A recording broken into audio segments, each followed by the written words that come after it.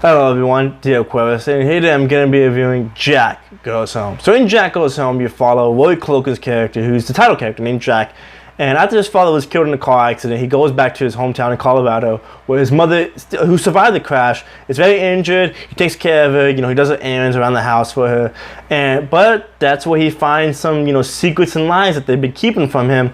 And it develops into the story of finding out what has happened, when he was young. Because in LA where he lives, he has a wife, played by Britt Robertson, and a kid on the way. So, but you see him not okay. Like you kind of get the sense that this character is not like other people. Like he really has like a very asshole-ness, sensibility. And like people, when he talks to people do call him an asshole. His best friend, played by Daveigh Chase, who's Lilo, who voiced the Lilo, and who was also in the voice of Spirited Away. She even calls him an asshole. His co-workers call him an asshole. It's like that. You get the feeling that okay, this character is likable because he has a wife and a kid on the way that he takes care of. He's nice to them. He's not like an asshole to them. He's not beating them, but he's an asshole to other people. And I think that's where you get the sensibility of okay.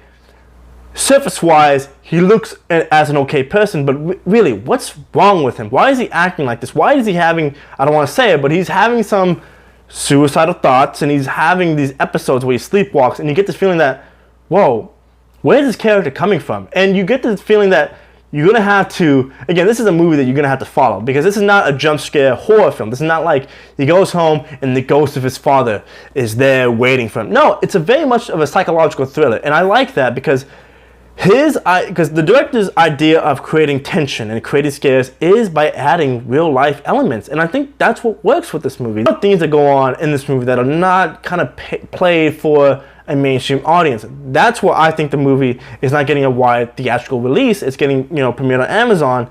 You can rent it and all that stuff, because I don't think this movie is maintaining itself to be that type of mainstream horror film where there are jump scares. This movie has a lot of like adult things that go on with it that makes you go, oh my god, this is really destroying. And again, anything that happens in this movie, yes, you yourself as a character would be like, hell yeah, I would act exactly like that if my childhood happened like that. Because again, like I said, they're keeping secrets from him. They're telling him lies about his past life.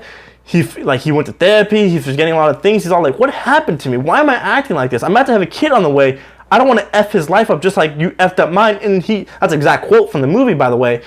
And I think what Lin Shaye does, his mother, does so perfectly is portray that hard-as-nail mother who is just the most, like she's not scum, but you can get the sense that, okay, this character acts like this because of how he grew up with this mother, and because I think that works better.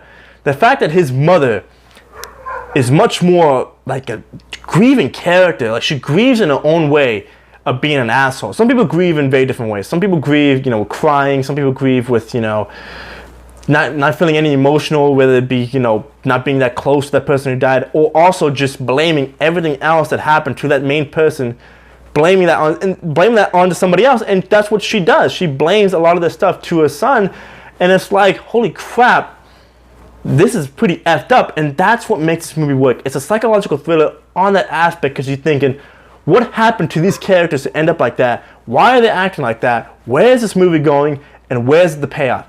The three things that this movie succeeds is the build-up. I think the build-up is absolutely fantastic to the scenes that go into this.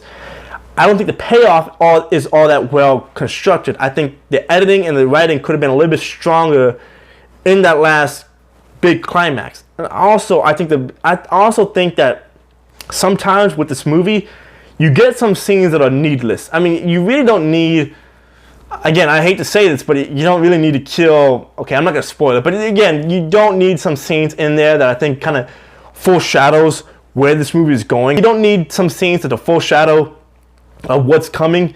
I think that's the biggest problem with this film, that you have a lot of scenes that foreshadow a big twist that happens at the end where you go, well, kind of called that already. And that's the problem with the movie. I think the other problem with this movie is kind of how they dealt with some of the actors. Okay, Nikki Reed is a brilliant actress. She was in 13. She wrote 13 solely herself. If you don't know what 13 is, 13 came out back out like 2003. It's this movie where Evan Rachel Wood, I believe, she plays this young girl who's developing, going through puberty, all that stuff, and she's becoming like this rebellion, 13-year-old. Nikki Reed wrote that script. And Catherine Hardwicke, I believe that's the director, she directed that. But Catherine Hardwicke also went on to direct Twilight, which Nikki Reed also starred in. So you get this feeling that, okay, Catherine Hardwicke obviously knows Nikki Reed is a good actress. And we've seen Nikki Reed be a good, I actually like her. I think she's the best thing out of Twilight.